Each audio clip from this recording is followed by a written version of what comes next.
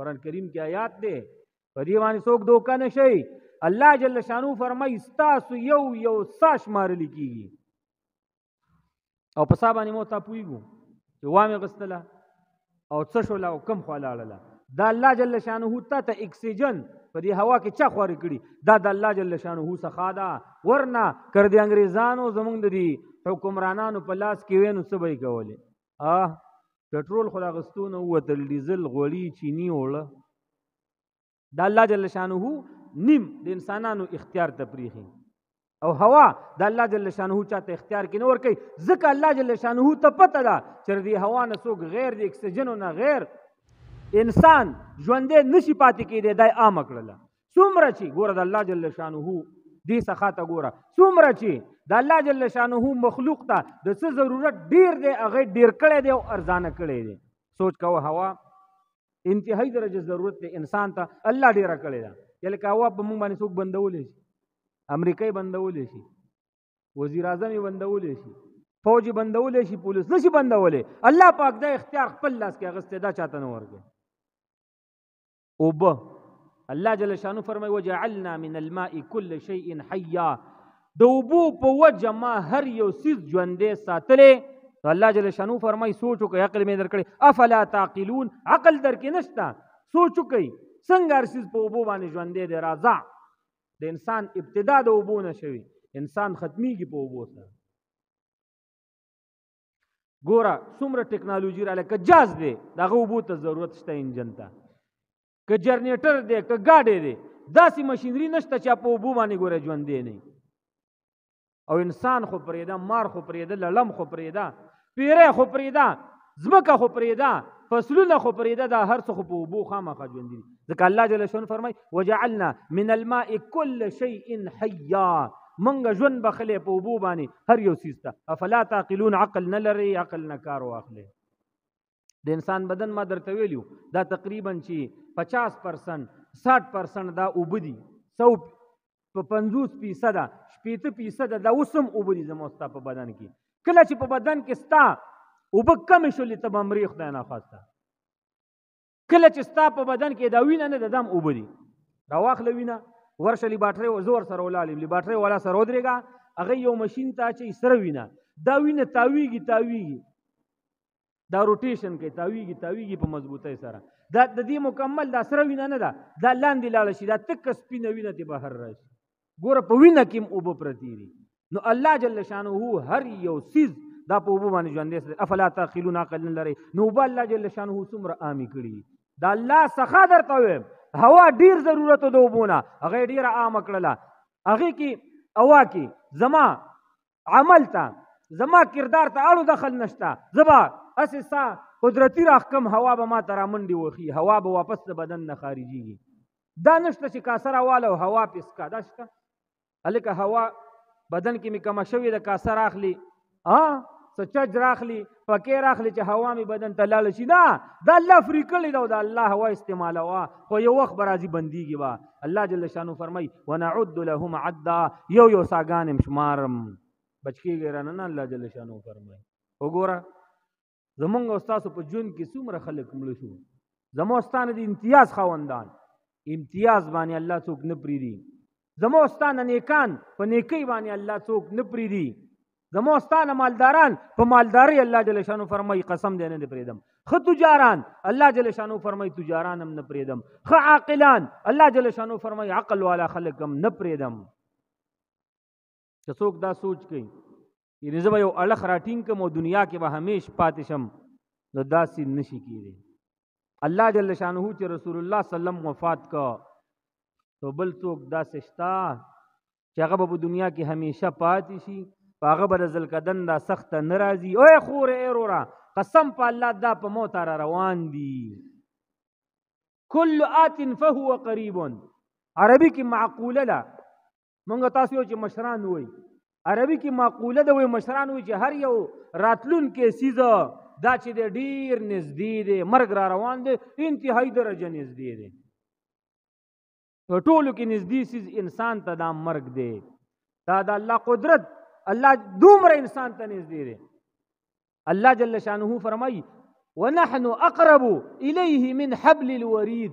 الله جل شانو فرمای زمونږ د مرګ فرشتي د انسانانو ته څومره نږدې دي. یا الله د خپو عمره؟ نه، الله فرمای نه، ستا د خپو نم تا ته نږدې دي. الله زما د کونډو عمره ما ته نږدې دي. نه، الله جل شانو فرمای مخکې لاړ شه. الله زما د زړه نم ما ته نږدې، ستا فرشتي نږدې دي. نه، د دې نم مخکې لاړ شه. کوم ځای ته؟ په کوم ځای چې ته ساه اخلې او دلته رګونه دي، الله جل شانو فرمای من حبل الورید. دا په کومو رګونو چې ته ساه اخلې، زما فرشتي زمونږ قدرت د دې نم تا ته ډېر نږدې دی. څو خلاصې دي؟ والله العظیم خلاصي وخت نشته. د الله جل شانو په مقابله کې موږ ټول عاجزان یو. خپل عجز به ښکاره کې، او عجز به کله ښکاره کې؟ راشه سجده کې د مولا صاحب پسې ښکاره کا. رسول الله صلی الله علیه وسلم فرمایي ان الله جل شانه ته په ټولو وختونو کې چې انسان ډیر نږدې کیږي او سم ډیر نږدې کیږي او زیات ډیر نږدې کیږي، دا کم حالت دی؟ دا د کرکټ حالت دی؟ نه. د والیبال حالت دی؟ نه. د فوټبال حالت دی؟ نه.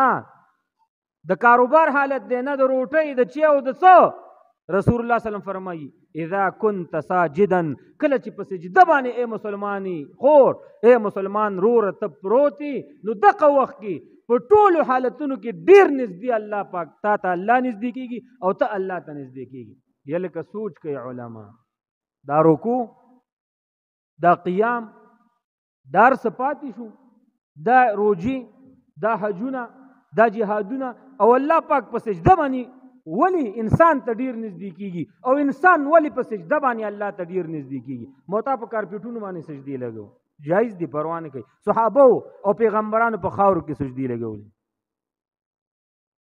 صحابه دی په خاورو کې سجدي لګولي. د رسول الله صلی الله علیه وسلم په تندي مبارک باندې خطا دار سجدي د وجه نه لګېدلی و. صحابي روایت کوي مسجد نبوي وای په دې باندې معمولی څانګې د کجورو پرتی وي، ساده جمعاتو پر جنت نظاره او عمل پکې برابر وو. څومره ښکلي جمعتونه دي، عمل پکې ډېر کمزور دی. او د قیامت د نښو نه یو نښه دا ده، واوره رسول الله صلی الله علیه وسلم فرمایي مساجدهم عامرة، جمعتونه به سم آبادي، وهي خراب من الهدى، او د الله د دین د اسلام د ترقی د اعلا کلمت الله دا خبرې به پکې نه کیږي. مونږ به پکې کیږي سره د منافقته، تلاوت به پکې کیږي، زړه به په بل ځکې دا به قرآن ته ناسي تلاوت به کوي، هدایت مرکزونه به نه وي، خو ډېر ښکلي عمارتونه به وي. دا د قیامت د نښو نه یوه نښه ده. اذا رأى العرات، کله چې ته هغه خلک وګوري چې بربنډي الحفات، د هغوی چپلې نشته، یتناولون فی البنیان، هغوی په آبادیانو کې یو بل باندې فخر کوي، نو پوه شه چې قیامت رانږدې شوی دی. د دې نه مراد څوک دي؟ خفه نه شي، دې نه مراد څوک دي؟ کوچان اس زمونږ په اصطلاح کې، ځکه دا خلک خپې بله ګرځېدل، او د دوی دپاره به د کوچانو دپاره به د بدن دومره کپړې نه وي چې ځان یې پې پټ کړی وي. خو رسول الله صلی الله علیه وسلم فرمایي اذا ترى الحرات، کله چې ته عرات الحراب، کله چې ته خپې بله خپو والا وګوري، بربنډو کپړو والا وګوري چې کپړې بربنډو بدنونو والا، یتناولون فی البنیان، په ماڼیو باندې په یو بل باندې فخر کوي، پس پوه شه چې قیامت رانږدې دی. دا وخت را رسېدلی که نه دی؟ د کوچانو د دې غرنو خلکو سره به د چا پلار مقابله وکړي، راشه چې نن ډېرې پیسې دي خلکو سره دي، دا د قیامت نښه هم دی راغلی ده. داسې ډېرې د قیامت وړي نښې راغلي، البته غټ هغه نښې غټ علامات د قیامت دا پاتې دي. کله چې موت ته مړه شو قیامت راغی، خبرې ختمې دي. قیامت هغې کې به ډېر وخت دي، خو مرګ کې څومره وخت دی پته چاته لګي؟ نو الله جل شانو فرمایي ونحن اقرب الیه من حبل الورید. واوره انسانانو، تاسو ته منګه د دې سا د دې رګونو نه هم ډېر نږدې یو، چې کله وغواړو الله فرمایي ځان ته به م راولم. نو محترمو، ما خبره دا کوله چې الله جل شانه قرآن عظیم الشان کې د رسول الله صلی الله علیه وسلم د صحابو صفت کوي چې دا د کافرانو په مقابله کې ډیر سخت دي او پروا نه ساتي. یو مسلمان دا صحابه تیر شوي دي. برا ابن المالک رضی الله تعالی عنہ ټیم سره حکم تیمم برابر دی، انشاءالله کله بدر حکم دا وټ صحابي دی، نری صحابي دی، ټیټ صحابي دی. او د په باره کې صحابه فرمایي وای چا به چې داسې ورولیدل واپس به یې خپل نظر واړاو. ولې؟ وای دا کمزورې سړی دی، دا وچ سړی دی، دا زیړ دی، دا ټیټ دی، مړه دا بچي او نعوذ بالله د جهاد بچي. خو چې د کارنامې واورې قسم په الله چې ازمرې دومره زړه نه لري لکه دغه صحابي چې لاره. هیڅوک د فولادو نه مضبوط، د غر نه مضبوط، د طوفان نه مضبوط، د زلزلو نه مضبوط طاقت په دغه ورکوټي صحابي کې الله جل شانه د رسول الله صلی الله علیه وسلم د صحبت د وجې نه خو خبر مې دا کوله چې الله جل شانه فرمایي چې اشداء علی الکفار دا داسې نر پیغمبر دی. زمونږ په اصطلاح کې پښتون پیغمبر دی، موږ نر پښتون ته یو کنه چې پښتون مونږ یو نر دی. نو داسې پیغمبر دی چې د ملګري هم داسې دي، د کافرانو په مقابله کې سخت دي. ورشه د بره ابن مالک رضی الله تعالی عنہ ته شجاعت وګوره، د ابوبکر صدیق شجاعت وګوره، د عمر رضی الله تعالی عنہ شجاعت وګوره، د حضرت علی او عثمان رضی الله تعالی عنہ شجاعت وګوره، د عشره مبشره شجاعت وګوره. ته پته ولګي چې دا پیغمبر به څومره زړور. او بیا وسه کوي رحماء بینهم، په خپل منځ کې مینه او محبت ساتي، لانجې جاخې د مسلمانانو سره نه کوي. نو الله جل شانه دې من کې د رسول الله صلی الله علیه وسلم د صحابه دغه صفاتونه پیدا کړي. نور صفات په دې آیات کې ذکر دي، ان شاء الله کله به درته ویم. الله دې ول ماته به تاسو ته دې څو خبرو باندې عمل کولو توفیق را نصیب کړي. وصلی الله تعالی علی خیر خلقی محمد وعلى اله واصحابه اجمعین.